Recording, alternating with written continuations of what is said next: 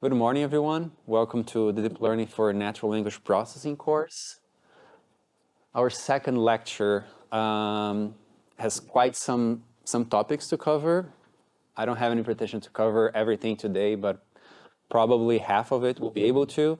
And as I said in the first lecture, in the initial part of the course, we go through some basics in natural language processing, more linguistic. Can someone close the door for me, please? And then after that, we start getting to neural networks, deep neural networks, and so on and so forth. But for now, we should at least take a look on some basic concepts about, for example, text processing and representation. Then we go over some concepts in linguistics, text structure, tokenization. We'll see that not everything is as simple as white space tokenization, how to normalize text, some 2-3 techniques about this, some early, let's say, early years algorithm to calculate the distance between two different words. Then we'll very quickly visit about feature extraction, which is pretty much the base for later techniques that we'll cover. Also some weighting schemes, and at last, distance measures. Although we'll present a couple of them, 4, 5, one is quite relevant for us, and the other not that much, at least in this context. Maybe in another scenario might use those, but then at least we're gonna go over them and you can have as a reference, okay? Okay, let me put this here. Nope. Okay, it doesn't move the slides. Okay. Okay. So, first of all, linguistics, and you probably remember this first figure that we present in the lecture. When you talk about natural language and linguistics in general, there are several layers that you can work. So when you say someone is working in natural language processing, is as generic as saying I work with computer science on what you work on. So we go from phonetics, phonology, morphology, syntax, semantics, and pragmatics. Everything with respect to speech and sound, we will not touch. Then most of the stuff, especially in the early classes that we'll talk about, is more on morphology, syntax. Today's class is pretty much about this. We will touch semantics, especially when we start talking about context and how we know the meaning of a word looking at the words immediately before and after. Pragmatics, that's debatable. As semantics is extremely debatable, like what is the definition of semantics? The meaning of a word, the meaning of a sign, is the common agreement of a certain meaning, and so on. Pragmatics take this to another level. So it has more to do with cultural differences, prior knowledge, common knowledge. So it's quite hard to grasp with current techniques. You can emulate or use this, or some techniques you can use as a proxy for pragmatics. But if you, let's say, if you squeeze enough, you'll see that pragmatics is still a bit far away from us, right? So we should start probably with morphology, which is the analysis of words into meaningful components. And for that, we'll think as morphology, we'll analyze the morpheme of a word. So the minimal, let's say, sequence of characters that we're going to analyze, this, we can fit this into morphology, and we'll try to have a meaning for these components. As for right now, we can think as the minimum, let's say, size of a morpheme would be the word itself, but later on we'll see that we can also work with subwords, and they also have meaning. I mean, the word morphology itself, you can break it down into subwords, and all of them, they have specific meanings. But we'll talk about this later.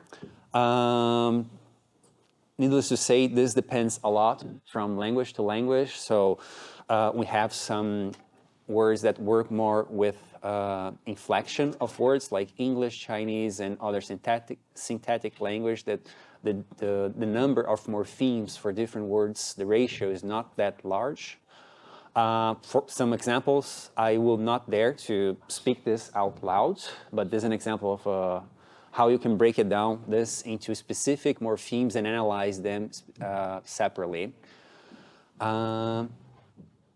You'll see that today's class will talk a bunch of different, let's say, background knowledge that's important to have, at least in the early phase of NLP. Does it mean that I'm gonna need to know and use this in later techniques when we're using, let's say, LSTMs? Not necessarily, but it helps. And also, if you don't learn this in this class, I wonder which other classes you're gonna learn about this. Syntax, then things start to get a little bit of a form in which we have a sequence of pairs, and it's composed of a lemma, the morpheme, and then the tag with respect to that lemma. So the output of this is a sentence structure tree with annotated nodes, part of speech, tags, functions, and later on also include the sense or the semantic value of that word. So when we talk about, we are analyzing the syntax of a phrase, and this is particularly relevant when we talk about dependency parsing, coreference resolution, or what else more? Yeah, coreference resolution, dependency parsing, name-it entity recognition, name-it extraction. So imagine that we provide a sentence and then use some sort of dependency tree parser to say to you, well, this one right here, this word dog is a noun. Then we have here the first part, here is a subject, ate is a verb, my is a pronoun, homework noun, and so on. And then the inner taggers that you have is with respect to the term immediately after this. So this first tag here for nouns is related with dog, and then the outer tags is with the entire, let's say, structure that we have for this sentence. All right? And then one might say, well, okay, syntax seems to be pretty easy. You just have to analyze a word, you see what, I don't know, part of speech it has, you correlate with what matters, and that's it, right? If I show this sentence to you, John saw the woman with a telescope wrapped in paper, how would you relate those terms? For example, who was wrapped in paper? Or what was wrapped in paper? Exactly. So you can say that the woman was wrapped in paper for whatever reason. You can think that John saw the woman, and the woman had a telescope, and many, many other variations, like John was wrapped in paper for whatever reason, or he saw the telescope that was wrapped in paper, and so on. The thing is, this varies a lot from language to language, needless to say. And when you're dealing with syntax, you're pretty much in tasks that depend a lot on syntax, you'll be dealing with this kind of stuff.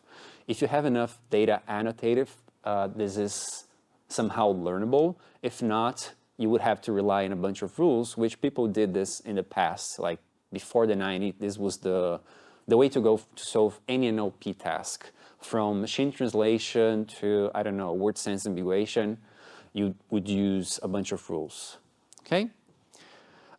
When you talk about semantics, it's pretty much the same structure that we had for syntax, where we have a sentence, and then we mark this entire sentence in the form of a tree structure in which we carry all the elements that we had for syntax, but now we also add the semantic value or the semantic definition of a word.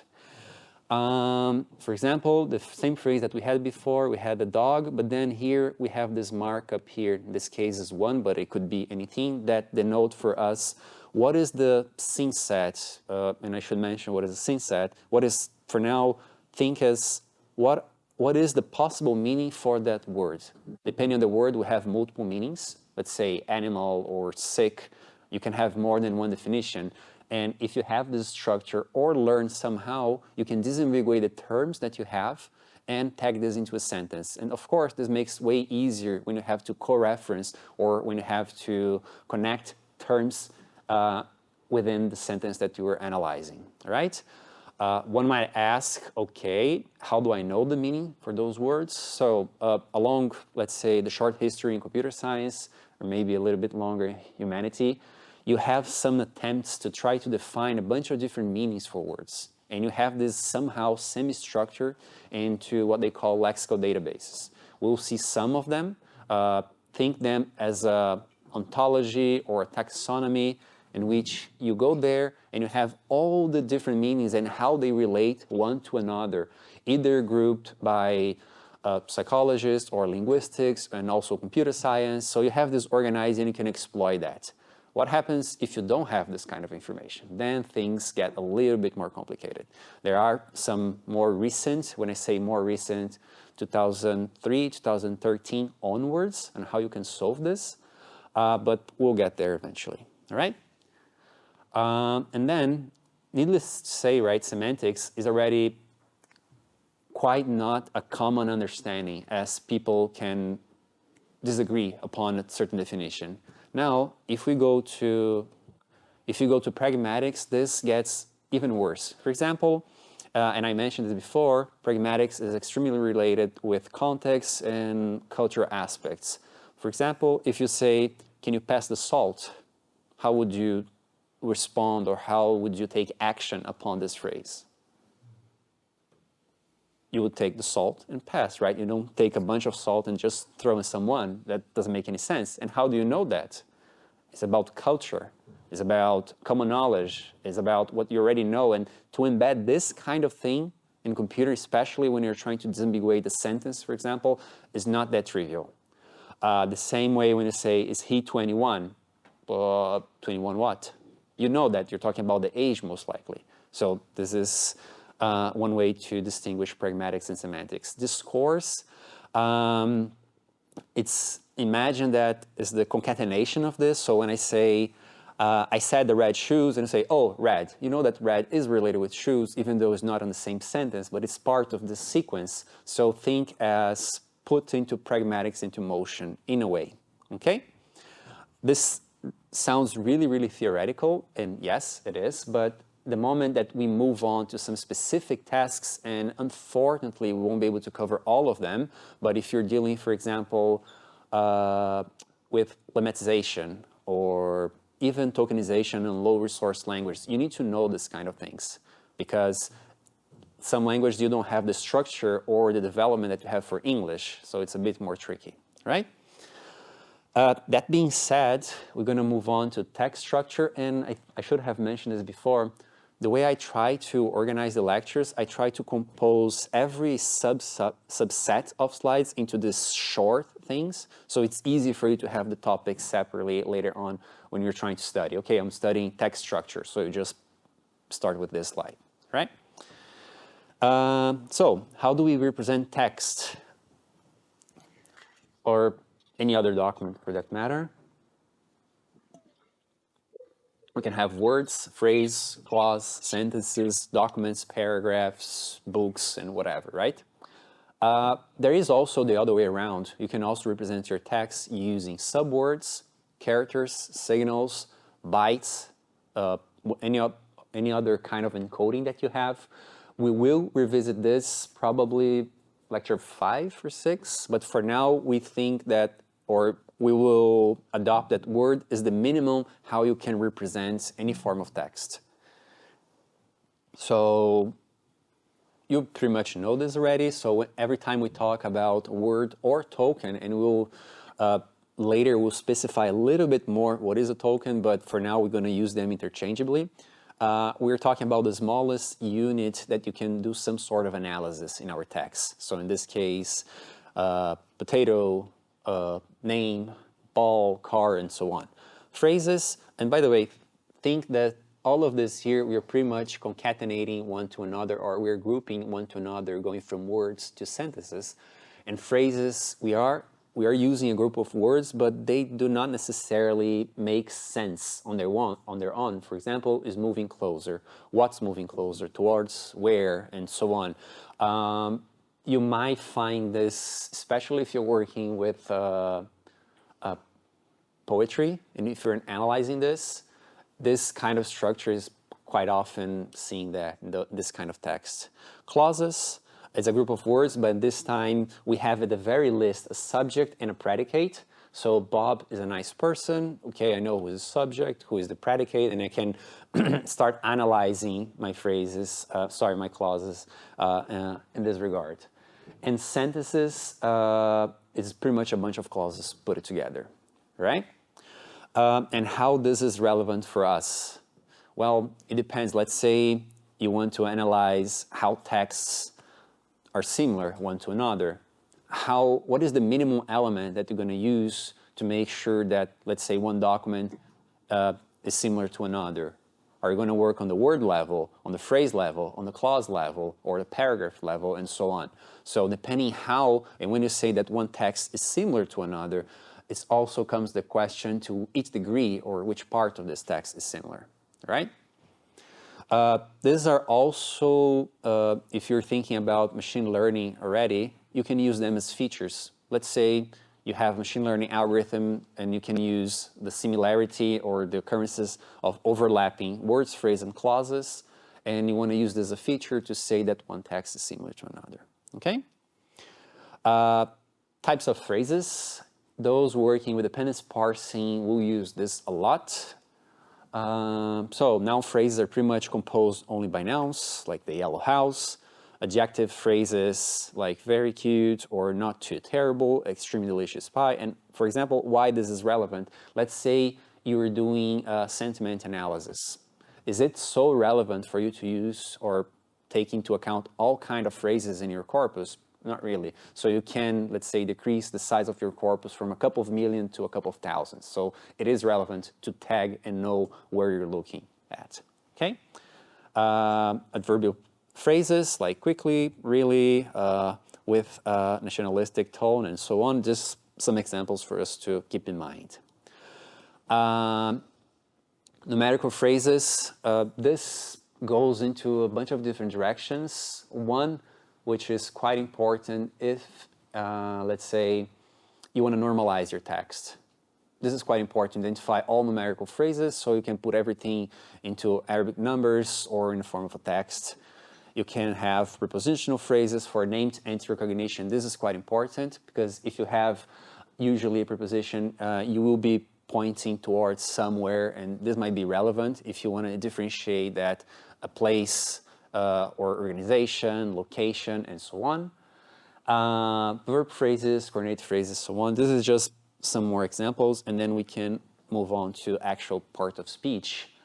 When we talk about part of speech, we're talking about the tag that we give to a word, and it belongs to certain categories and certain labels.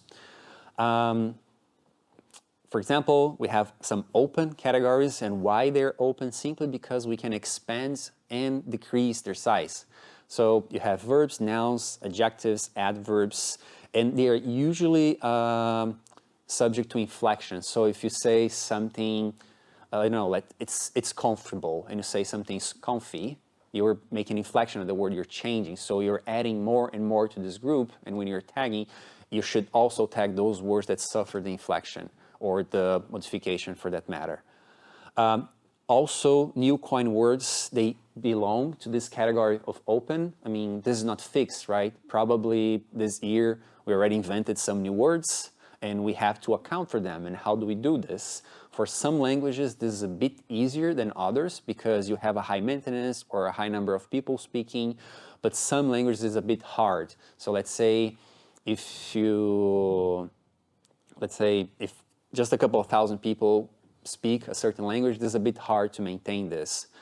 And of course, probably because of this characteristic here that we can simply inflect the words and also invent new words, this category, it might be unlimited. So you can simply include more and more verbs, more and more nouns as long as you need. Then we have also a closed category in which not only they're finite, they're also a very small number of that. So prepositions, conjunctions, articles.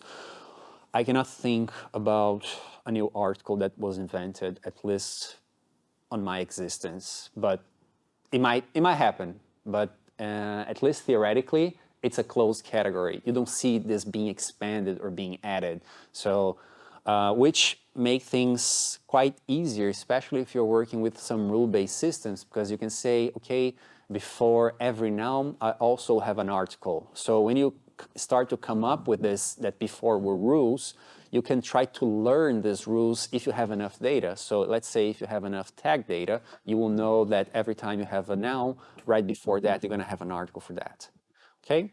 And then we have hybrid categories, which go to, let's say, a way broader discussion, and definitely that's not the role of this lecture, but keep in mind that we have hybrid categories.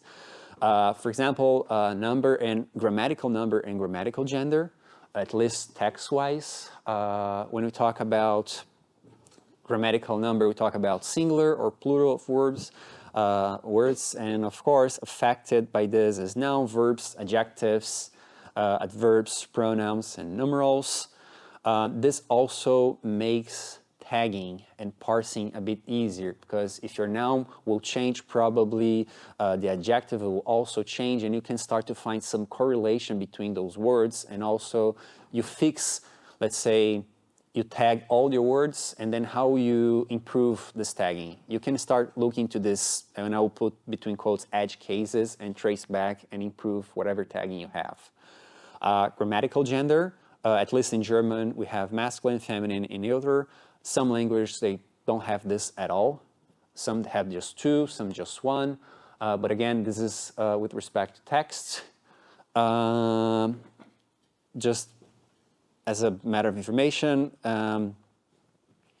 nouns mostly do not change gender for a single lexical unit, but okay. Cases, this is quite interesting. I mean, since most of you are German, that's probably not that exciting, but if you come from a language that has one or two cases, or whatever, non-cases, here we have four, right? We have nominative, genitive, dative, and accusative. And you say, wow, okay, how that affect any NLP task? A lot. Because imagine that for every preposition, every pronoun that you have to account for all this kind of variations. And again, if you have a lot of people working in language, this is quite interesting. Now, if you don't have a lot of people working on this, make things extremely hard, especially, remember we just talked about these open categories that change along the time. So think how was, let's say, German spoken in 200 years ago. It suffered quite some changes, or if you trace back, this is even harder to trace. But the good news is we are not working, for example, with Czech. We have 7 cases there. And this reflects a lot on, let's say, NLP solutions devised by for Czech or even Russian. Things don't work that well. They require specific tools, specific approaches, specific data sets, and for that reason, or among other reasons, of course, the community in NLP, they do encourage workshops, conferences, or even journals devoted specifically to low resource languages. Because let's think like this. Let's say in 100 years from now, if you don't have any sort of automatic solution for everyday problems like spell correction, or I don't know, word sense ambiguation is not every day, but we do this implicitly. If you don't have automatic solutions for this, what do you think it will happen with the language that do not take advantage out of this? Taking a look right now, for example, ChatGPT. In English is awesome. German, it works quite good as well. But if you go down the low resource of a language, how do you think this will work on? So if you're interested to work with low resource language, and if you're thinking about going to research, it's really interesting. You always find a niche, okay? But it's a lot of work.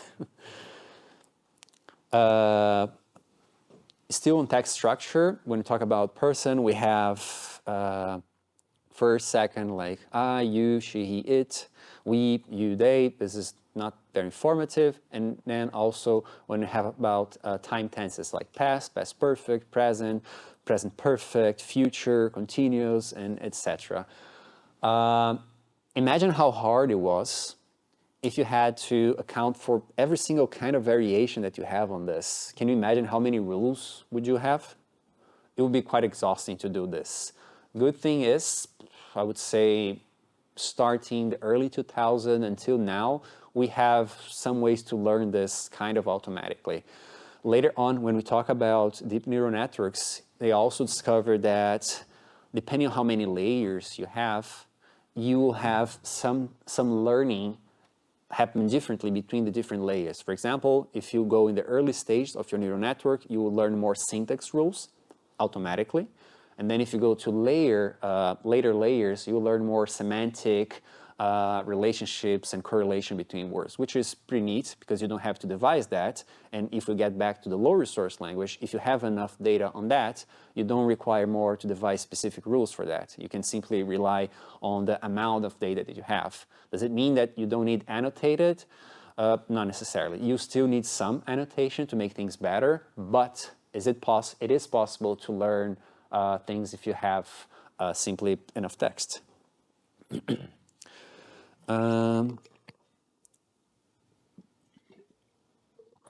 Then also we have different kinds of negation, like for example, impossible, unusual, unconcerned, and degrees of comparison such as adjectives and adverbs like big, bigger, and biggest, going from positive, comparative, and superlative, and how all these different aspects on text structure, they are important. Let's say you're working with paraphrase detection, and you have to identify that one text change from text A to text B. How you would start looking at this? You could do overlap of words. You can analyze, for example, if you change something to a negation or affirmation. You can see how much do they change adjectives in regard of comparison and so on. Back in the day, you would use all this as features also, but now there are a couple of different ways to analyze, at least on paraphrase detection. And I think I mentioned this in the first lecture, in which we have a research in our group in which we want to go beyond the comparison similarity between two texts, right? We want to see, okay, what it changed, and for that, you need data. And how you can have this data, one way of doing this is applying all these different variations in text structure for you to create syntactic data. So let's say, is it possible, or when we were working with paraphrase, to have one example of each different combination? Not really, but if you can encode somehow these different variations in text structure, you can produce this, let's say, silver annotated data between quotes, and then you can work on top of that. But again, you need to know what are those aspects in linguistics and text structure to explore that, right? Tokenization, probably the very first step that you have on any NLP task. For now, let's think about word segmentation. We will later see other ways of doing this, but for now, let's think just as taking a text and separate into words.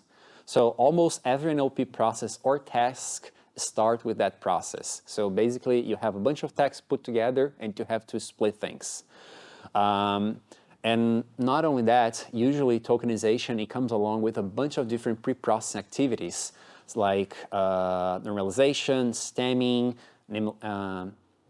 lower casing, data cleaning, noise reduction, deduplication. I guess we don't talk that much about deduplication this lecture, but later on we should talk about this. Especially when we talk about some machine learning algorithms, we should take care of this, okay? But what is tokenization? Pretty much, we split a given text, a given sequence of strings into tokens or meaningful elements, whatever that meaningful element is. For now, we'll see it as a word. So when we talk about tokenizing things, we have two elements. The first one is the token itself, which is a sequence of characters for now in a given document in a given position. And then we have the type, which is the class of all the tokens that contain the same character sequence. So think as the unique appearance of that token. So to give an example, well, before an example, so tokenization is pretty easy and neat. So we just have to separate according to white spaces, and we saw that in reality that does not happen. Why? Because you have some different languages, some different idioms that they require specific solutions for that. So we will see, I'm pretty sure this class will talk about some algorithms, how to cope with this. For some language, they work pretty well, like for Chinese, but for some language, they don't work at all. Like, well, not at all, but they don't work as we would expect, such as in English. But we'll revisit this in a couple of slides ahead. And before I give some examples about tokens and types, some more information about tokenization. Sometimes punctuations, numbers, and cases can be meaningful part of a token. In reality, they are not. However, still they should be considered. So this is really task dependent. So if you're talking about just text similarity, most likely punctuation is not that relevant. But then if you're doing question and answering, well, this is quite relevant. You need to know what is the question, when a sentence starts, when a sentence begins. So all this kind of punctuation, they are relevant. One way of doing this, and most, especially if you're dealing with simple language model, like I want to take a look on all the text that I have and I want to start predicting the next words, given the last state or a couple of last states, punctuation won't be that relevant, so you want to remove that. One way of doing this is to ignore all the numbers and punctuations and use only the case-insensitive, unbroken strings of alphabetical characters as tokens. I would agree with this, but some of these tokens, like for example this here, yes, most of times they are not that relevant. Again, it depends on what you're working, right? If you're working with mathematical information retrieval, or if you're working with language modeling using code as your textual data, this probably is quite relevant, right? The parentheses or the brackets, semicolon, and so on. For language, we can argue. But among all these guys right here, why would you take extra care with punctuation? Sorry, punctuation, with a period. Let's say you're analyzing a text and you say, punctuation, garbage, all to the trash. That's one way of doing this. Yep. The sentence ends and the logic changes. Exactly. So a sentence, every time you have a period there, it's one of the hardest encoded aspects that you have, that if you finish that sentence, the idea is there. The meaning, it's a bit different, but at least you have some delimitation where things started and where things ended. So this is quite important. Also for abbreviations, depending how you do the abbreviation, if you put a period there, and you normalize this to a lowercase text, you can transform, let's say, an institution into a verb, depending. For example, federal, and you abbreviate as Fed with capital F, and then you lowercase and you remove the punctuation, now you have a past tense of feed. So it's a bit tricky, okay? But in any case, coming back from tokens and types, if we take a look on this here and we say, okay, tokens, we know it's how many of those elements that we have. So he stepped out into the hall. He was delighted to encounter the animal. So we have 13 tokens and 14 if you include this punctuation right here. And we have 11 types because he repeated here. And then there's another one. Yeah, yes, here, he, here, and the, also here, and here. So we have 11 types. So okay, that seems pretty straightforward. And let's say we have this sentence. How many tokens and types would you have there?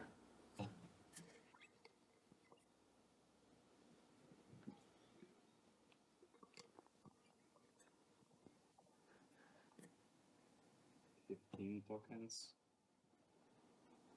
Maybe 15? But what about San Francisco? It's a bit tricky. So yes, when we talk about the general aspect, it seems really straightforward. But when you start looking into these specific things, for example, if you're doing name-to-entity recognition and you have a text talking about a place such as New York or San Francisco for that matter, is not that trivial. I mean, if we take a look on, let's say, the probability of a word Francisco happening in all over the dictionary or in a given language, is probably way higher than the word, let's say, San, or for that matter. But if you have the word San, most likely the next word would be Francisco. So how do you cope with this kind of things? This is just to show that how language can be dependent on the context, and of course, yep. How would you operate that? It's simple to speak like why expected, but Mm-hmm. San Francisco is token, have something else. Yeah. Either you do pre-processing in which you start combining the most probable bigrams, like, okay, words that often occur together, you can put them together. You can do post-processing analysis.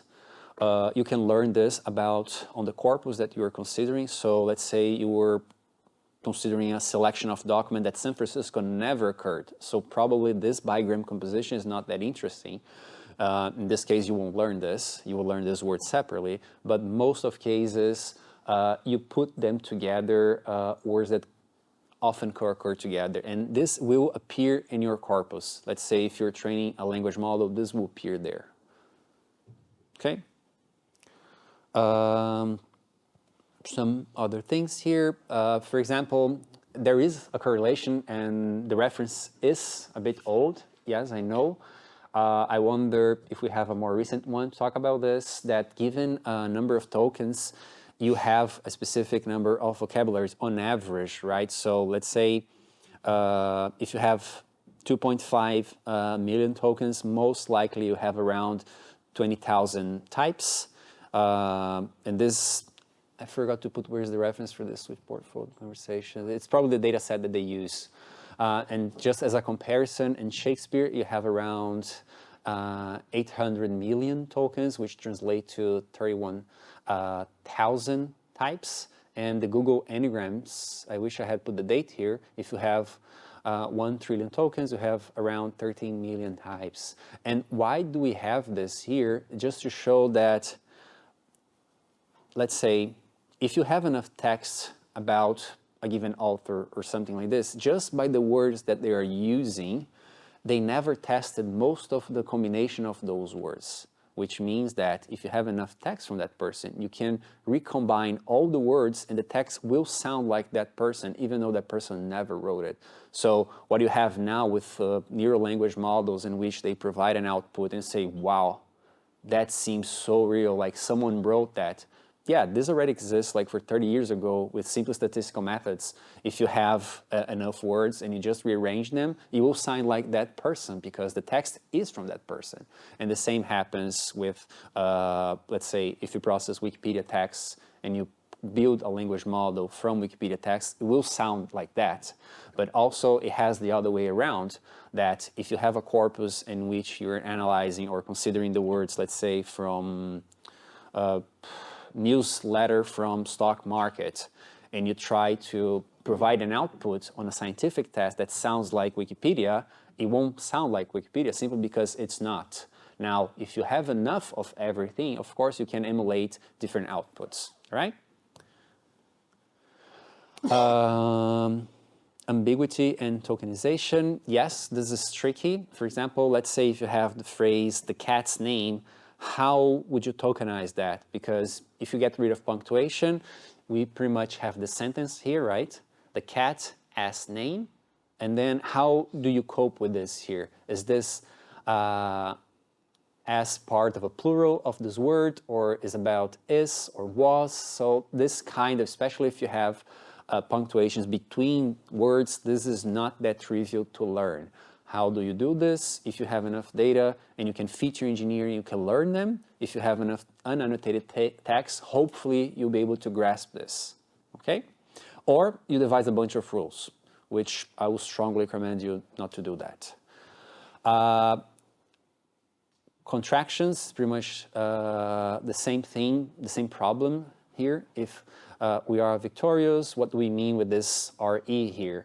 After we split that, we talk, is it past or present here? Also with quotations, it's a bit tricky, right? Let's say you're reading a text and you want to get rid of all the punctuations, and because of that, you got rid of those quotation marks, which represent an isolated term or specific name or stuff like this. So these are also not that easy to tackle. Coming back, I think what you said about the how do you cope with, let's say, names that they should be together, a common practice on how to do this, you bind them. If you have enough resource to do this with underscore or a hyphenization or something like this. This doesn't happen only for names such as like here in New York. This also happen with different kind of words, and this is all part of kind of pre-processing. For example, we have state of the art. You can separate this by white spaces. You can use underscore, or you can keep this guys right here.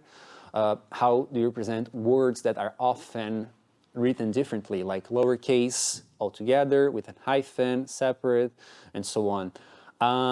As a rule of thumb, what usually people do is just keep one format.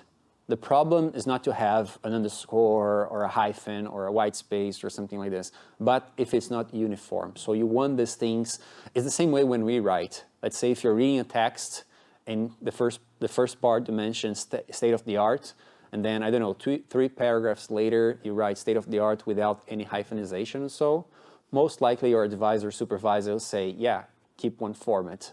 It's pretty much the same thing on text processing. Keep one format and things will probably work out better. Also highly dependent, especially if you're working with names, on what kind of dictionary that you're using, so it has to match that. Of course, if you have this is in your dictionary, like with lowercase right here, if you're processing this here, this will never be matched with this. Periods, we mentioned this already. Take care when you're dealing with periods, especially because they do have different meaning depending on what text that you're using. If you're using abbreviations, not that problematic, but depending on the acronym, this acronym here is not that problematic, USA, but let's say you just have US, like United States. If you get rid of the punctuation and in lowercase, everything is just us. And this can change a lot, even the smallest sentence.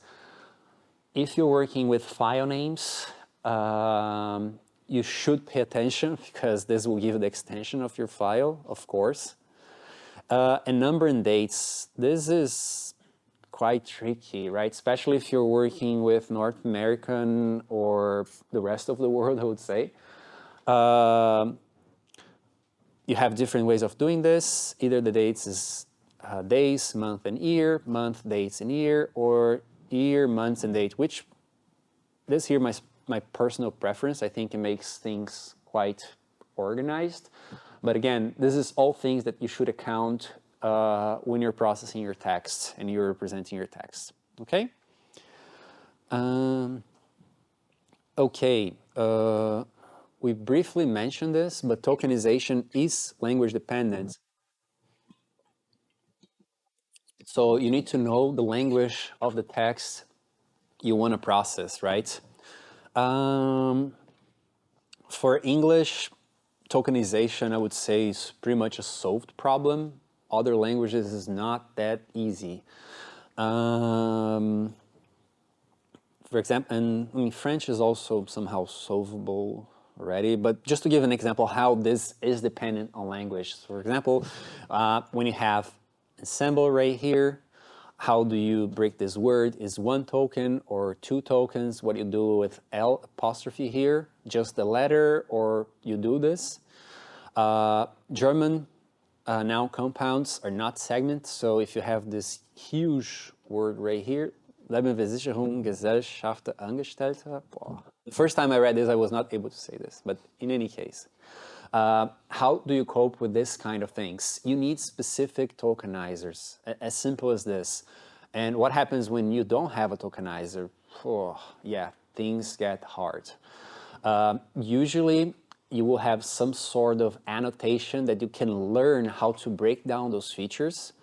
We will present one algorithm, how you can deal with this in a rule-based system, and it works surprisingly well. The thing is, if you work in a language in which tokenization is either not yet done or you don't have any sort of annotation, you will have a challenging, let's say, problem ahead of you. Not meant to discourage, of course, but yeah, just a matter of information. And aside from the language that you have this compound words, such as in German, some of them, you also have a mix of those. For example, here in Japanese, you have the composition of katakana, hiragana, kanji, honmanji. You have also Arabic numbers. So this is not like one specific language has one specific tokenizer. Some of different languages, they are composed of different rules and different, let's say, for lack of word, dictionaries. So you might have to consider not just one specific type of tokenization. Okay. But just problems, problems, problems. Let's talk about at least one of the solutions, especially in the early days. How do we take care when we're working with, just a second. Okay, time is flying. Okay. So how do we deal with words that are not white space separated? One of the early algorithms, and this works surprising well, it's called maximum matching. And in a way that we're going to start with the pointer of a given word, and every time we match this pointer with the longest string, that's a valid word. And then we keep that in whatever dictionary or list that we have. Okay, so, okay, let's see if this thing here works. And I should have gone through the algorithm, but I think you can read that. So start the pointer at the beginning of the string, find the longest, keep the dictionary, and then iterate over until you finish the string. So we have the cat in the hat, everything together, and yeah, T-H-E, and then, okay, C, tech, this is not actually a word in the dictionary, so remove that, take the previous longest string. Okay, and then you do this along the entire string, and it works pretty well. Awesome, problem solved. But then if you have something like this, the table down there, the way it is, how would you do this? The table down there or theta bled on there? If you go for the largest string that you have there, you'll see that, yes, these words exist, but what is exactly the meaning of that? Is this representative somehow? Not really. So, bad news is, it does not work for English, which it sucks. Yes? Maybe just separated some with the statistical purposes in the dictionary. Yes, you can do this. Does it work? It works, and actually people use this when you're, let's say, when you want to weight what are the most probable words in a document, you can use this, or if you want to give a certain importance to, let's say, words given a different tag, yes. It's not very scalable because you have to tag twice, you have to provide two different, let's say, sentences, and then you have to calculate which one is the most probable one, or on, let's say, execution time, you have already to calculate the probability of that, so it's kind of costly. There are other approaches to solve this, but this weighting approach, we will revisit this in other scenarios in NLP. The good news is it works really well for Chinese. So if you're working with Chinese, you can use this. There's a lot of work in NLP in Chinese. They have even their own models. We don't apply that much here simply because we're working with English, but if you're working with Chinese, they have some really, really large language models up to 1.7 trillion parameters. So they do spend a lot of time and money on this. Okay, I think I presented the scale of language model in the first class. If not, I will present this when we talk about language models, all right? So just some more examples. On top of the words just putting together one after the other, we also have, as the sentence that I show in Turkish, you have some elements in which is not the entire word itself, but it's kind of a part of it. So probably, I don't speak Turkish, so probably there's an entire word for this, or this is just inflected. And of course, each language have their own characteristics, even code language. We'll talk about different language, but just let's have a side note on tokenizing more this artificial language such as HTML, and how do you process this? Should the text in HTML text not typically seen by the user be included as token or not? Which means that should you consider tags as the tokens when you're doing some sort of language model? It depends. It depends on the task. If you are interested to see how similar one document is to another, you can work with the text directly. But now, if you're more concerned with the structure and the elements that you have inside there, most likely you have to take care of the tags as well.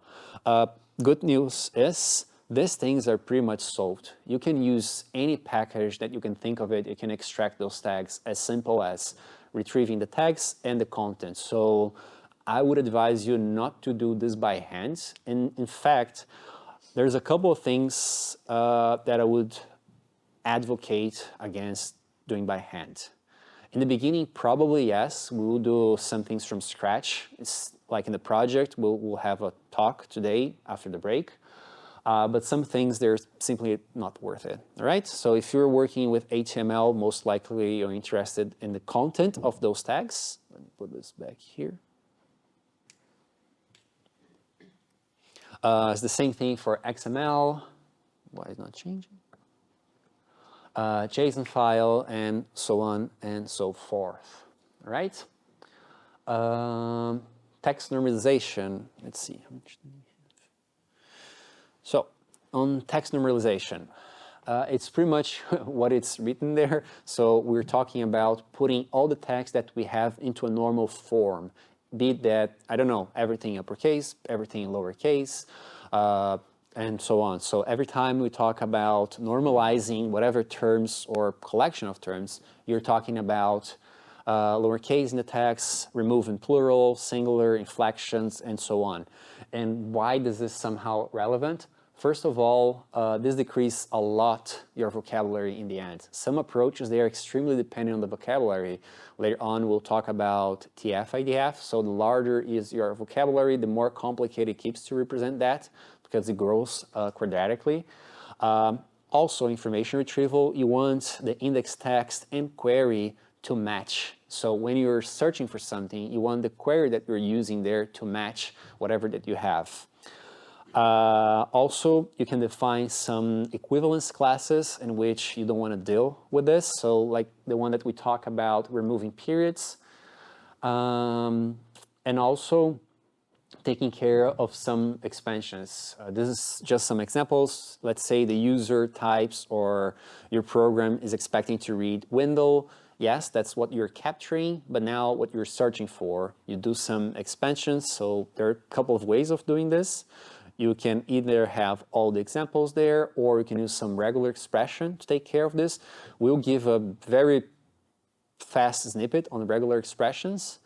Or again, you can learn this kind of things. So you will probably deal with, let's say, if you have Windows with a capital W here, what exactly you're looking for. So the idea, in this case for asymmetric expansion, is to take those words and inflect them, whatever the way it makes sense for query and search terms that you have. So how can we do this? You can do some direct and hard-coded case folding, in which you simply reduce everything to one form, in this case lowercase, and you will allow the user when it types Ferrari to match Ferrari in all documents, or vice versa, in the way you have it. Needless to say, and we already talked about this, there are some problems that go with this, let's say, hard-code approach. If you have feds and fed here, one is probably a federal building or a federal institution, and here's just a verb. Or if you have Bush with capital B or lowercase b, most likely you're talking about different things, unless this here probably is in the beginning of a sentence, General Motors, and so on and so forth. You can have many, many examples how this can be problematic, right? You can apply some heuristics to that, in which you lowercase only or the majority of some tokens, and then you take care of special edge cases. For example, words in the beginning of sentence are usually capitalized. So every time you have a period, and hopefully you do not get rid of that, you can see that the next token immediately after that, it should be uppercased. Or all words in a title are most of times capitalized as well. And of course, after you do the first pass on this, you can always revisit this and make it better all over again. And this used to happen a lot. Now, not that much, at least for English, of course. Okay? Or you do a true casing, in which you use a classifier to decide when to fold, either to upper or lowercase. And then you can come up with all sort of hand feature engineers that you can think of it. Every time a word beginning a sentence or is a proper noun, if you tag this as probably a location, organization, most likely is uppercase, and so on. Okay? As in tokenization, normalization also has some issues with respect to the language that you're using. So, for example, umlauts in German, you don't have this in all the language. So if you have this normalization algorithm that you want to apply from English to German, most likely it will not work. Or if you're working with Portuguese, you have this tilt here that changes, it might look the same word, but it's completely different. One is manhã and the other one is manhã. Or falaram, falarão. This changes a lot the meaning of it. But if you normalize the text, especially this here, which means heart, it gets quite complicated, right? One way, another problem, also British and American spellings. This is also an issue. This here is pretty much, with simple regular expressions, you can solve this quite easily. And by the way, all those rules, at least for English, you have this, I don't know, in 3 lines of code. So we can summarize the last 3, 4, 5, 6 slides in 3 lines of code. We have a pipeline where you normalize, lowercase, get rid of punctuation, so on and so forth. Okay? On normalization, most of times we're talking about 2 approaches also. I mean, on top of everything that we said before about case folding, we also talk about 2 main approaches. And most of the time we take this for granted, especially if you're working with English. Right now we have a project with early high German, and you would be surprised how much trivial things are a problem in other languages. For example, lemmatization. Well, first of all, we have lemmatization stemming. Lemmatization, think about changing the word to its root form or its original lemma. It goes back to the same, let's say, the same root token, per se. And then stemming is about chopping off things to make them equal. So if you have a word in a suffix, you get rid of the suffix, and you have that specific root that you're going to use it. And how do you do this kind of things? Either you have rules, either you have enough data annotated, or you rely on a bunch of linguistics to tell you how to organize these things, right? Depending on the language that you're working on, this is particularly relevant. As I was saying, on this project that we have right now, we rely on the expertise of people to come up with those rules, and now we're trying to bring those rules to automatic systems, right? And then some examples, for example, here, and Sue's cat and the hat is different from other cats. These words, they do have the same stem right here, part of speech, and roughly the same sense. One is plural. So they do have the same lemma right here. The word form is different, but the stem here is the same. Not all the words in lemmatization, they work like this. Like, okay, we have plural, yeah, just chop it off, kind of-ish.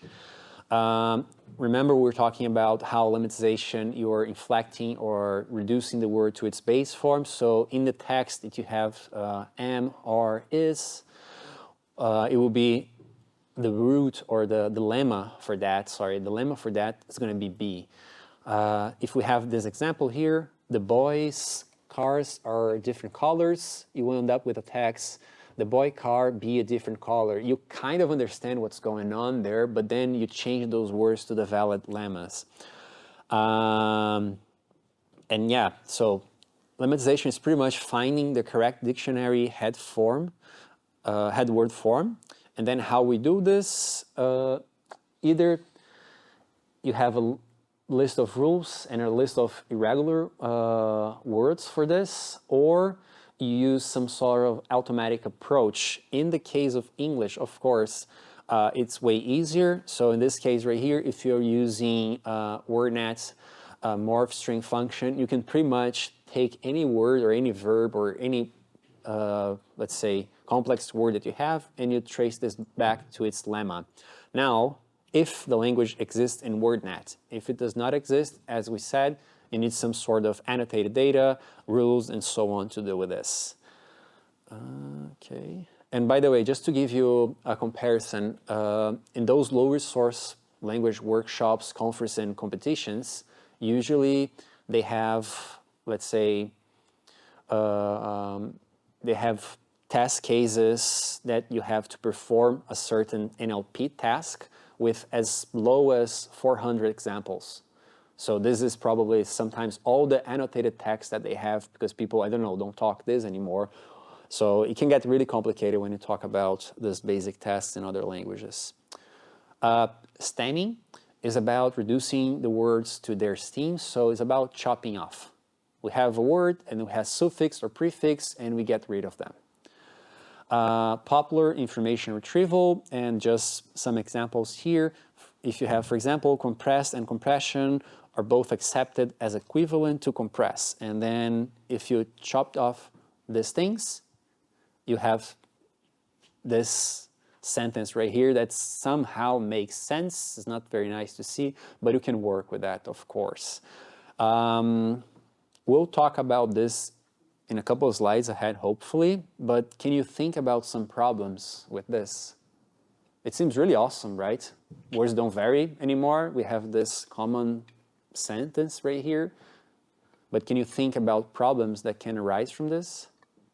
Maybe you have an ending and you chop it off, but in another it is still part of the word. That's a good example. Oh, good. Perfect. Yes. You might end up cutting off some ending that is the word itself because you have a specify or predefined rule, and then you lose the word. Yes, that's one of them. We'll see also some other examples. These are more critical, especially when you go into semantics. If you stay into morphology and syntax, yes, it's all right. But the moment that you go for semantic, this is way more complicated. And how does it affect current systems? If you don't deal with the semantic correctly, and let's say you apply words for techniques to normalization, and you mess with the semantic value of that word, is when your model starts to regurgitating gibberish that doesn't make any sense. Okay? Yeah. Yes. Yes. Depending how you do this, if you don't keep track of this, this is kind of a one-way, right? Let's say you have different words with the same ending, and you cut off this ending, and you lose the context for that. And this affects a lot how you represent those words in the future. Okay? Yes, Porter's algorithm. You would be surprised how useful this still is. It's one way of doing stemming. Have Porter or Snowball. You have Porter 2, but these are already implemented, don't have to worry, but just to show how, as an example, how it works. So if you have words such as ending with SSES, and then you just reduce this to SS, so scarces, and then scarce. IES, you reduce to I. If you have SS in the end, it just stays the same. If you have an S here, you remove completely, and then you have the root form.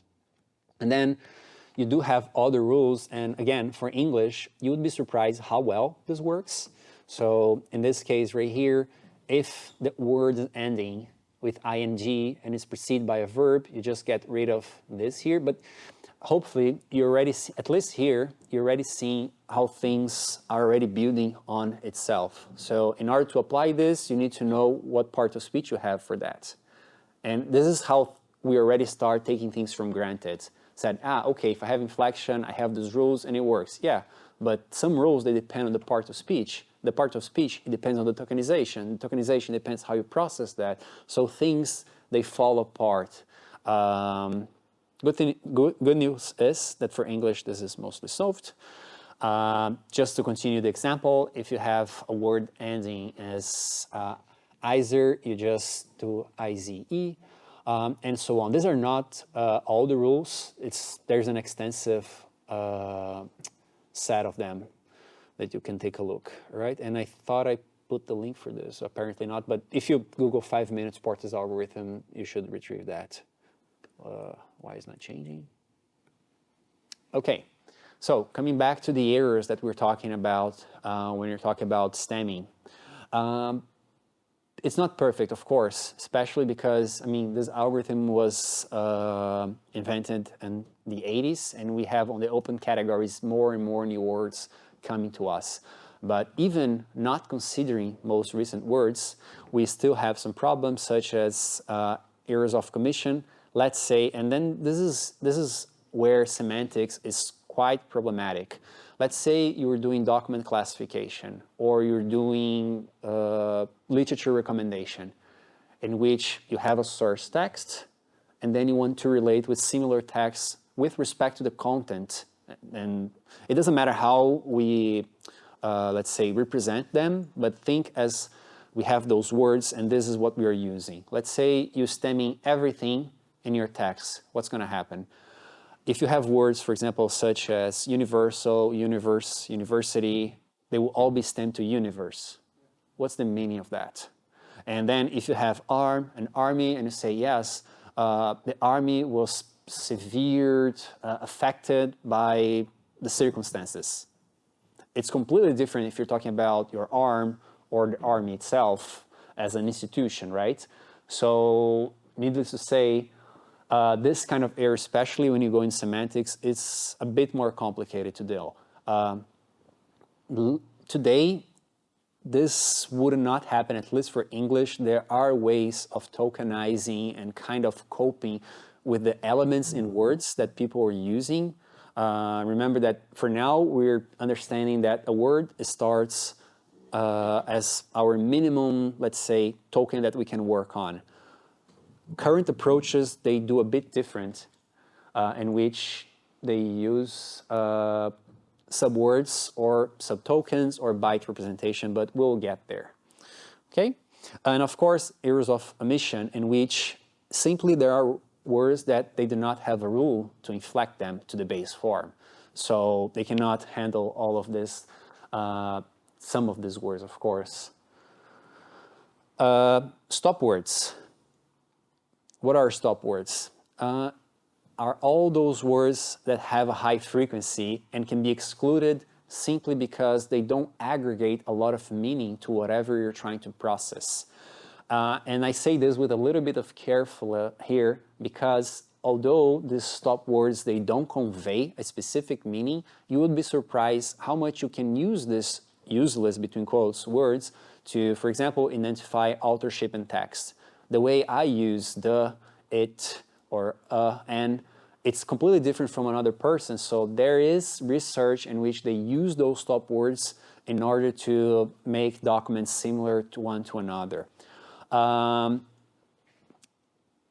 In approaches, I would say between 2000, 2013, 2010, removing stop words is the very first step. Okay, I have this text and I have to process either to represent them in sparse vectors or dense vectors.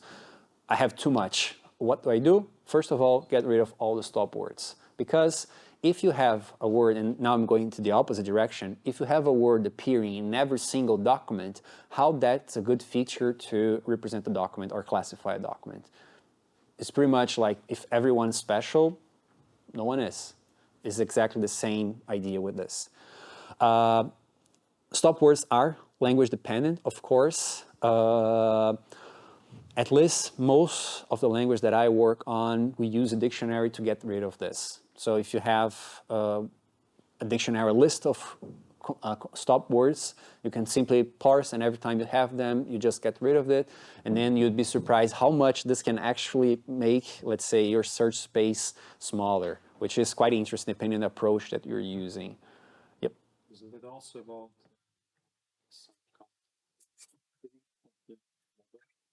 With respect to the stop words?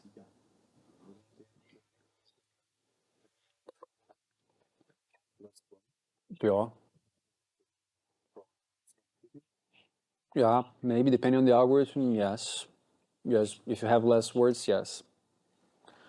And how do we determine this list of words? Hopefully they already exist, or you have to build them depending on the corpus that you have. For example, I don't know, if you're, let's say you are working with some corpus from a specific scenario from the police. whatever data that they have there, and you have to work with this text. Probably a common list of English words to remove from the stop words are not that relevant. They will have their own words in which they don't want to look at it or they don't mean a thing. It's just to call the attention that simply rely on this, on an existing list to take care of that. Then it comes the question, is there a way to do this automatically? Yes. Yes. Okay. Regular expressions is a very short, bunny version of regular expressions, but it's somehow useful for us to know. So in a formal language, what is a regular expression? First of all, is a formal language for specifying text strings. So think as a collection of wildcards that you want to use to take care of expansions that you might have or you might want to do in your text.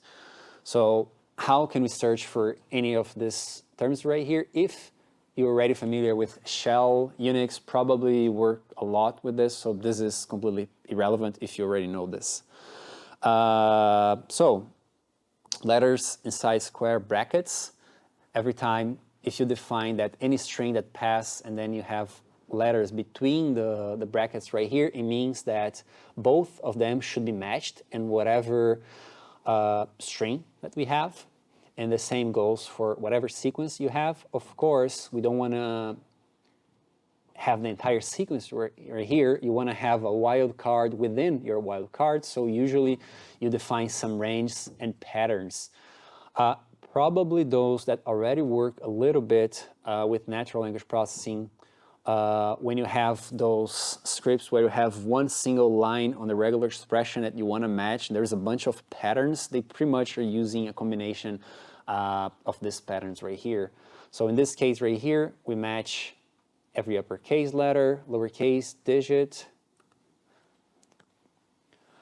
Every time you have the correct sign here inside the brackets, it means that you are denying whatever pattern that you have for that specific construction. So in this case right here, we want to deny any uppercase letter. And then here it combines what we just saw before. So I have those two letters, those two characters right here, and I deny it, both of them, so I don't want to have any match. One specific character, and then if the caret sign is between other strings or other characters, it's the literal itself.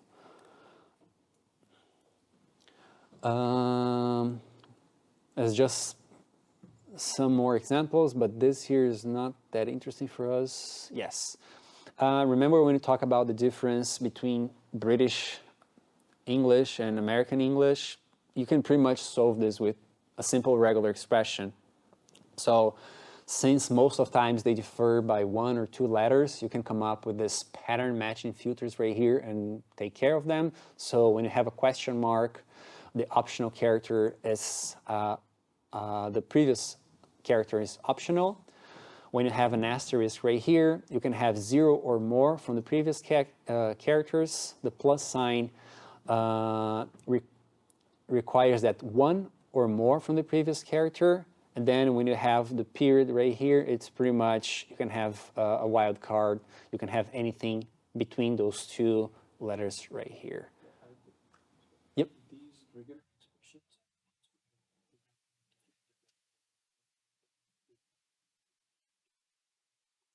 Oh yeah, definitely.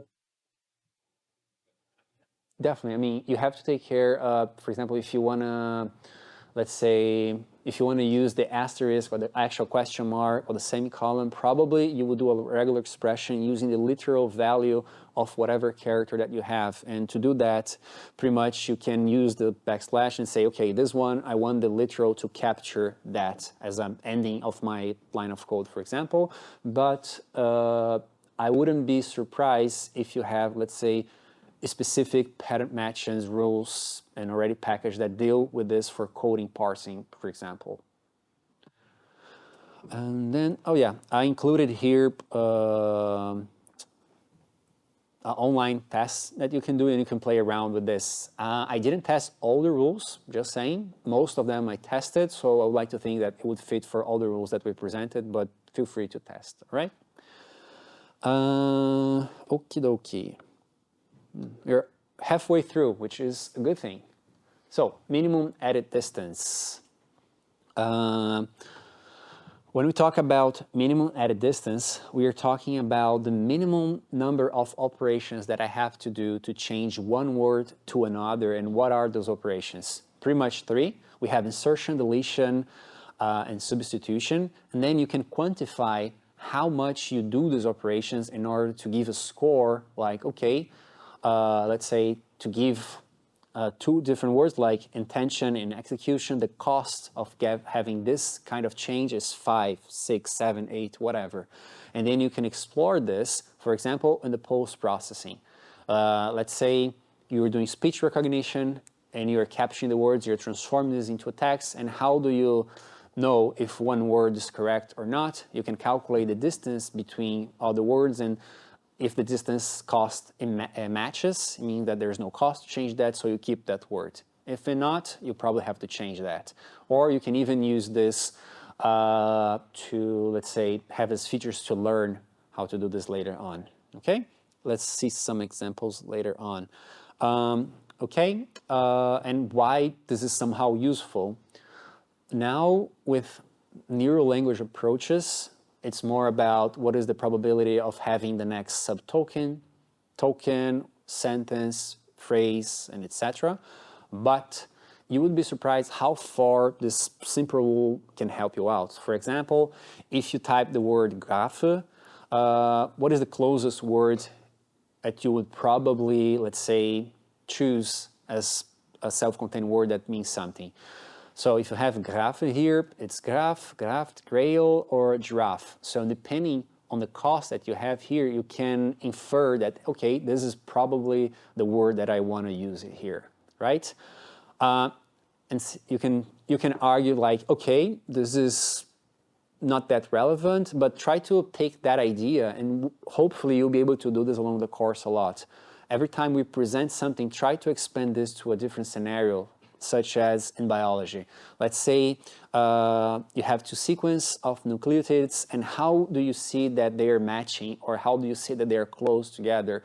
You can explore this, let's say the distance between those two chains, and see, okay, the cost to change from one to another, it's pretty low, so most likely this is the correct one. Or you can even use this to correct when you do OCR. OCR is opt character recognition. When you, let's say you have a text and you want to parse that text with a photo, with an image recognition software, and you translate that into machine readable text. When you do this, let's say this translation, this photography, things can be as smooth as, okay, the word was translated and it's perfect, but sometimes there was characters that they can be misinterpreted. And so how do you fix that? Minimum edit distance will take you pretty far on this road. And yes, of course, for machine translation, information extraction, speech recognition, all of this, you can use, let's say, minimum edit distance to help you out. In this example right here, as we talk about, we have intention and then execution.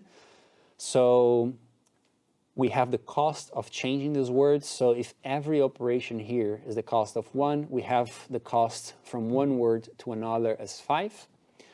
And then if the substitution costs 2, Levenstein, which is called Levenstein here, we have the cost or the distance between them as being 8. And why we say this? Because we'll present this algorithm in a minute, okay? And we already talked about this. Oh yeah, I didn't mention this before, but on top of the word distance, you can use this to align different sequences, be that as a text or this nucleotide chain here. But I think the machine speech recognition and entity extraction examples are a bit more relevant to us. So let's say if you wanted to evaluate the machine translation and speech recognition, you can see Let's say you have the spokesman confirms senior government advisor was shot, or spokesman said the senior advisor was shot. So you can pretty much use the number of alterations that you have to do between, let's say, two translations to try to approximate them to the lowest cost that you might have. On named entity recognition or named entity extraction and entity co-reference, this is particularly useful if you want to correlate terms, because when you're reading a news article, for example, in media bias, this is also relevant. If you are talking about, let's say, the president of whatever country X, you don't have this mention being always the president of country X. Usually you have a text, the president, the name of the person, or the angry person. You have different mentions to that you can explore the distance between those terms and say, okay, if the distance, let's say, is lower than a given threshold, I know that these entities, they are correlated somehow. And you can explore that, of course. Okay, but how does this work for us? And hopefully we'll be able to finish this, at least this algorithm. So how do we find the minimum edit distance? And probably we should go to the algorithm. So first of all, we have initial state, which is the source words. We have a bunch of operations like insertion, deletion, substitution, and then a target word where we want to get into. And of course, the path, which is the number of edits from these operators right here that we have to compose, right? So for two strings, x in the length of n and y of the length of m, what we do, we define a distance that being all the characters, or all the characters that we have for the word x and the word I right here, or whatever substring of characters that we're going to revisit here. And the edit distance is, of course, the cost of revisiting every combination that you have for the size of the words that you're working on. And how we do this, we use a bottom-up approach in which we will calculate the cost by analyzing every character, every substring of characters for each word. So pretty much, how does it work? First of all, we initialize the cost of having every single character in a word as an insertion. So for every single character, you have 0, 1, 2, until whatever the size the word is. And then you do the same thing for the next word. Here's x and y. And then for each word that we have, let's say, between those two here, we start calculating the cost by taking the minimum value that we have for the adjacent cells or the adjacent characters that we have there. However, if the diagonal case that we have right here between them, the two characters are the same, we don't have any costs because simply you don't change y for an I, you just leave the way it is. Or if they're different, you have to do a substitution right here, so it costs 2. There is a slightly different variation of this on everything costs 1, but it's pretty much the same algorithm, but instead of having 2 here, you have a 1. So how does it work in practice? Imagine if we use the previous example that we have for intention and execution. First, we put an initial token right here, of course. This is the first initial point. And then from all the letters that we have from one word, it's the cost of 1 with the minimum that we have. So 0, 1, 2, 3, and so on. And the same thing goes for this word right here. And how do we do this? For the first, for this cell right here, and this arrow is a bit, okay, it should be here, but anyways. So we will analyze every single cell that we have not yet a value according to the characters. So how do we do this here? So for example, this first one right here, what we do, we take the minimum value that we have from the adjacent cells, and then we'll evaluate right here what was the cost. Since the letters of this right here, they're different, we know that the cost here will be 2. And then the same thing here over and over again. So again, let's say, what is the cost of getting from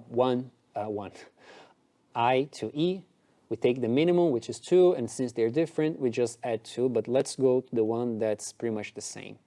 Where is it? Yes, right here.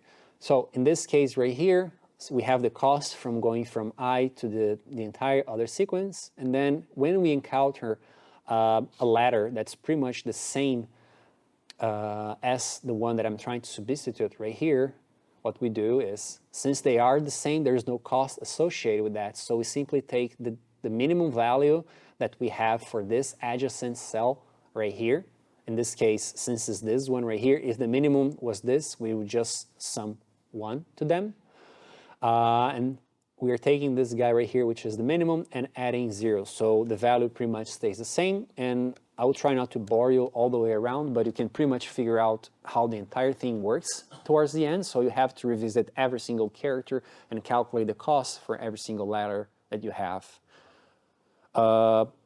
Yes. A slightly different variation of this. It's pretty much the same algorithm that we saw before, but instead of having a cost of 2 for one special case, you have the cost of 1 for every single operation that you have to perform, all right? And this here, I'll leave you to play around with this because we can move forward. How is the performance of this? Time and space, of course, you have to revisit every single thing, but then if you backtrace to this entire tree right here, and maybe we should have included that because you have to put kind of what is the order of the cost. So it's you go from 0, 0, 1, 1, 2, and then, okay, this is one is pretty straightforward, but some of the costs that we have, they are not like this, right? So here is 2, 2, and then 3, 4, 5. Anyways, ideally, you will keep a pointer to which direction or which operation that you did so you can backtrace that in case when you sum, or you just sum the cost, whatever you just move forward. Coming back to the weighting thing that you mentioned. So why would we, let's say, add weights to the computation that we have? So right now, pretty like every letter, they pretty much mean the same thing, right? But can we add some weight in this, and why would you do such thing? For example, if you want to work with spell correction, some letters, they're most likely to occur as an error when you're writing some words. Let's say if you are writing when you're really angry and you say duck you, most likely that's not a duck. So the cost, you should weight some words more than others. This is a very silly example, but you can extrapolate this to other scenarios, right? And biology, for example, certain kinds of deletions or insertions are more likely than others. I'm not a biologist, but I would think that some molecules or some chains of amino acids, they're more likely to occur than others. So it makes more sense. Yep. Exactly. When you have like a S or A, I was about to say Y, but I know the German keyboard is a bit different, right? Y and Z are far apart. So if you're using a German keyboard, that's probably won't hurt that much, but if you're using an English, it might. But in any case, so continuing lecture 2, we were talking about text representation, textual features, and how we can use them to represent words, documents, so on and so forth. We will revisit some of these features right now, such as bag of words, which is the next one. Later on, we will learn how to represent the text with more complex features. For now, we'll start on statistical approaches and hopefully later on move on to something a bit more interesting. But don't get fooled. It doesn't mean, even though, it doesn't change, even though bag of words is relatively simple, it's still used a lot in combination with TF, IDF, which we'll also cover. And it's a good, strong baseline, I would say, for statistical approaches. There are improvements on top of that, but what is this? Think as a bag of words is exactly what it means. You take all the number, frequencies, or word occurrences that you have in a text, and you put in a bag with not caring much about the order. So you take a text and you use all those words within this to represent a given document, and you use this as features. And this is pretty much the input feature that you can use in any machine learning algorithm, either for regression, classification, clustering, and so on, if you want. So the idea of bag of words is a representation of text that describes the occurrence of words within a document. So usually, since you want to represent the meaningful words in a text, most likely you'll be dropping the stop words simply because they don't convey that much meaning.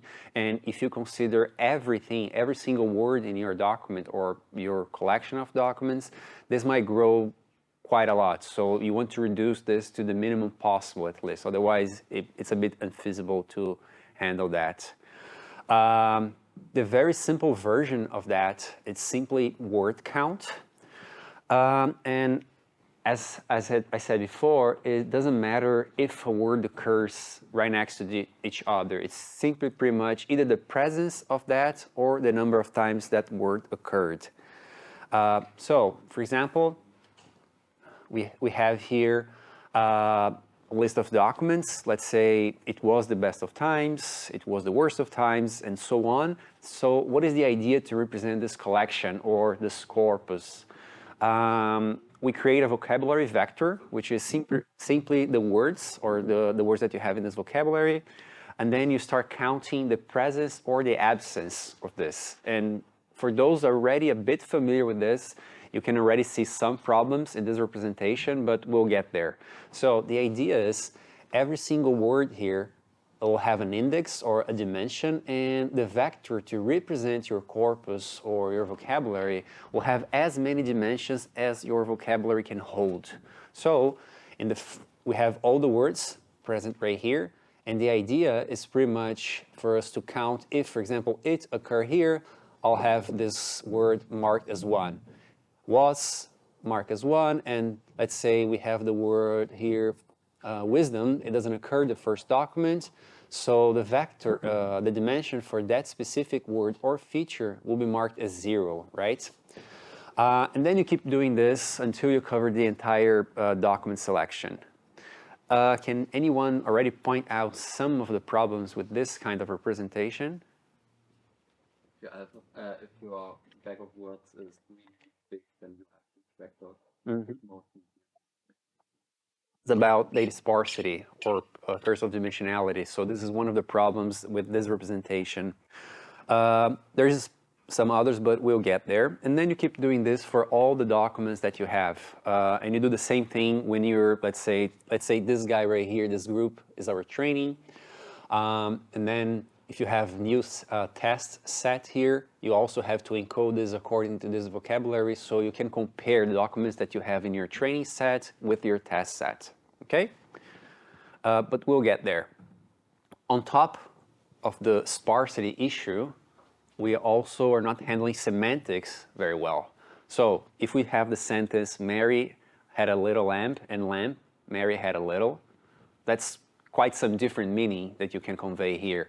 But because they use pretty much the same words, when we represent them in those vectors, if we do, for example, dot product or cosine similarity, which we'll cover in a minute or a couple, we see that those two documents, they're pretty much the same, but only with respect to words. So imagine that if you can put this in a different scenario, such as literature recommendation.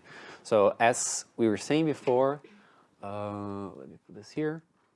So yes, we have the problem of data sparsity, the curse of dimensionality, because this document representation, this vocabulary representation will grow as many words as you have in your vocabulary, and it's quite expensive to keep that in memory. Also, the meaning, as we see here, is not pretty much handled. And we'll see some other issues. So let's say we have the documents that we had before. It was the best of times, it was the worst of times, and so on. if all the documents, they have this exactly same feature, do you think you can use this to, let's say, search for a document with those features? Not quite, right? So if everyone has the same, let's say, 3, 4 words, it's kind of hard, because if you have to, let's say, recommend a document, you'll pretty much get all of them because they share the same set of features. So we want to avoid relying on these features right here to recommend or to make some document similarity. Also, well, let's do the following. I think I'll cover the other part later. So perhaps also, if you can consider the frequency of these words, things might get better. Do you think that's a good idea? Instead of just counting the presence of a word, do you think using the frequency of that, so the amount of times it occurs in the document, do you think this is a better measure? Yes? No? Yes? Can you see a problem of counting the words in a document?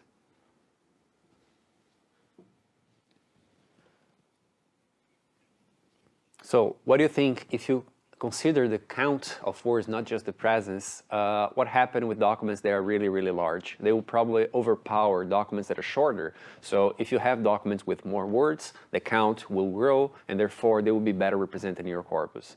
And most likely they'll have more meaningful features.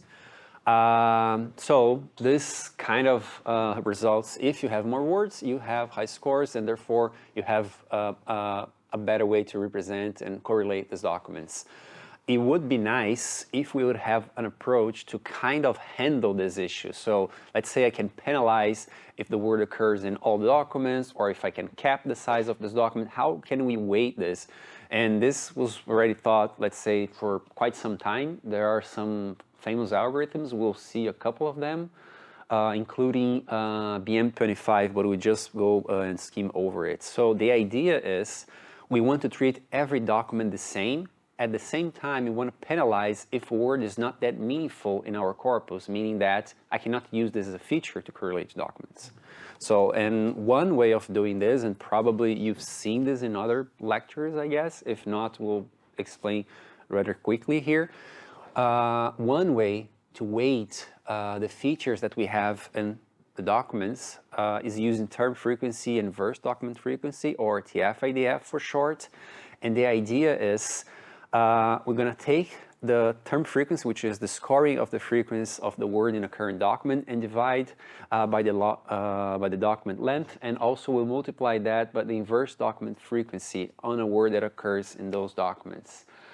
So the first part of this, as we can see here, is term frequency. So the number of times a given term occurred in a document. The document that we are revisiting here, divided by the sum, the total number of tokens in that document. Then we weight that by the inverse document frequency, which is pretty much, we're saying how rare a word is in our collection. So considering all the documents that we have, how rare is this word?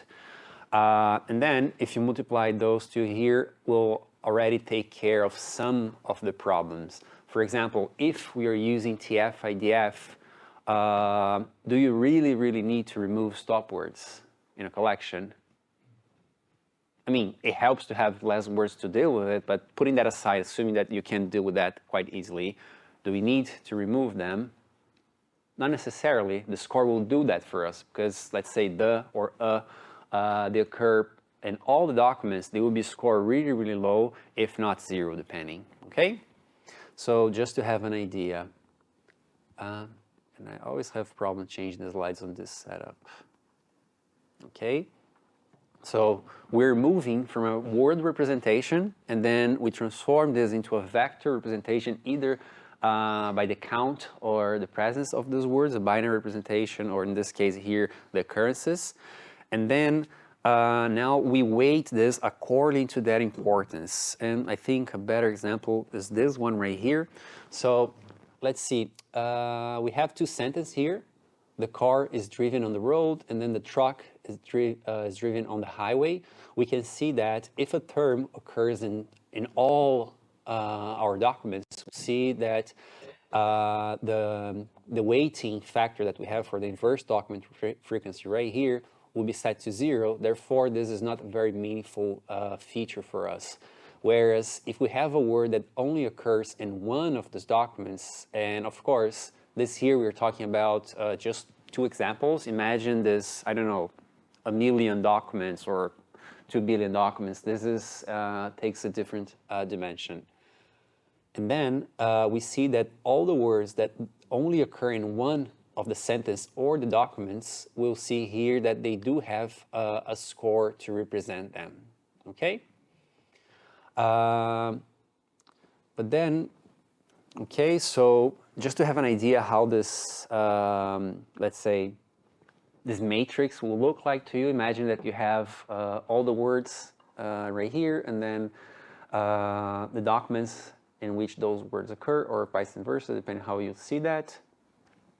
And then we move from the binary count, presence or not, the frequency of that, and then we change into this right here, which is a weighted scheme representation. The thing is, we're still not dealing with the zeros. We are dealing with the document if it's too large, too small, if a word occurs a lot. There is also other approach to deal with this, let's say, a bunch of zeros in this sparse representation. The idea is, in the beginning, we'll focus more on this sparse representation, and in about 2-3 classes, we're going to shift to more a dense representation. And this is pretty much the standard, I would say, the last 10 years, even more maybe, since 20 years maybe, yeah. But in any case, we'll get there. Before we jump into schemes and how we can cope with these zeros, it is important to note that TF-IDF is not the only way for you to do this. The example that we saw is right here. Well, we saw those 3 already. On the binary, the raw counts, the term frequency, there's all sorts of how you can improve this measure. For example, you can add a log normalization, you can add a constant to normalize that, you can have a free perimeter, and so on. And the same thing for the inverse document frequency weight. You can smooth that when you're doing the inverse document frequency here. You can consider probabilistic inverse document frequency. The thing is, and it's quite hard to answer, okay, what is the best approach for you to do this? There is a standard, in this case is BM25, which you'll see in the next slide. And maybe we should finish this first. So this is just for a side note, for us to know which kind of weighting schemes we can smooth or adjust. The thing is, it's pretty hard to say, okay, what is the best approach if I have 20 measures or 20 ways of normalizing this, which one I use? It really depends on the problem, the data set, the other components of your technique or methodology, and so on.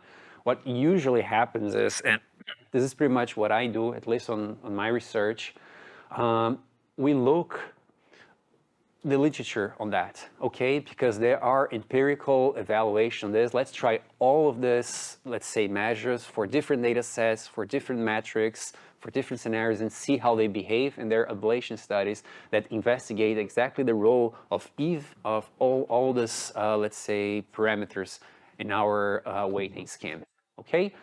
As a really rule of thumb, if you have to pick one, pick BM25, best match 25. This is already a bit old. There is BM25 plus, OKP, BM25 plus, improve, and so on. There's several other variations.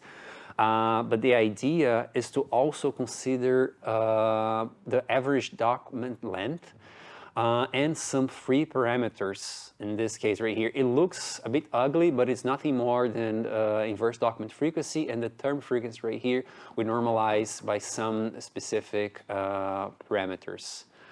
Do you need to implement this from scratch? Most likely not. This is already implemented, you can simply use it, okay? But so far, We have been using these representations of documents into vectors, features, and so on. And what is the idea in the end to use those features? We want to pretty much use this representation to kind of correlate sentence, paragraphs, documents, and so on. And there are a couple of measures to do this, depending on where you're working on. Okay, but before we get into this, every time, and I should have mentioned this probably before, every time you say, hey, is this document similar or is close to that representation, or those two documents are correlated, what we're talking about? We're talking about, after we have a vector representation of a document, how far apart those two vectors are with respect to their features according to one specific measure. In this case, every time we talk about distance measure, we are talking about similarity and dissimilarity, or for that matter, proximity. Similarity is pretty much how alike or how similar those documents are with respect to those representations, those features that we're just computing right now for those three methods that we just saw. And the similarity, or the inverse of similarity, is pretty much the opposite. It's how far apart they are. In this case,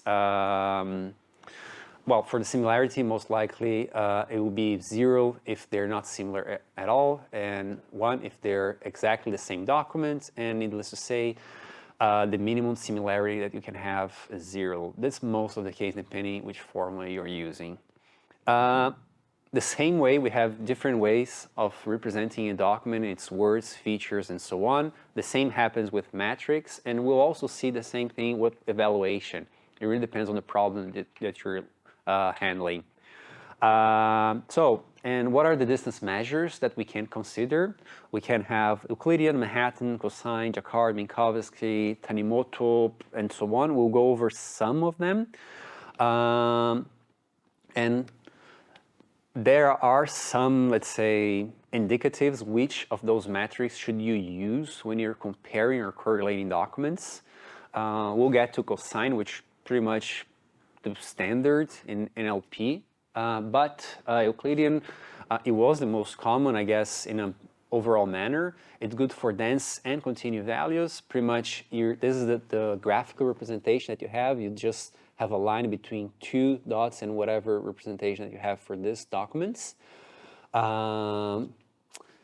Then the Manhattan or taxicab city block is the sum of the absolute differences of their Cartesian coordinates. If you have high dimensional data, and I think this here, it's kind of subjective. What is high dimensionality? It depends if you're in NLP, if you're in computer vision. This varies a lot, but it takes pretty much the absolute difference between the coordinates of 2 points or 2 documents and so on. Then we have cosine similarity. This is pretty much the standard if you're working with tasks such as word relatedness, word sense ambiguation, word similarity, document similarity, even document classification if you want. So pretty much you do the dot product between the representation of these 2 documents. And the cool thing about cosine similarity, it pretty much doesn't care for the magnitude of those vectors, but they're more interested in the direction. So let's say you plot and you have just one moment. This thing is reflecting my eye again.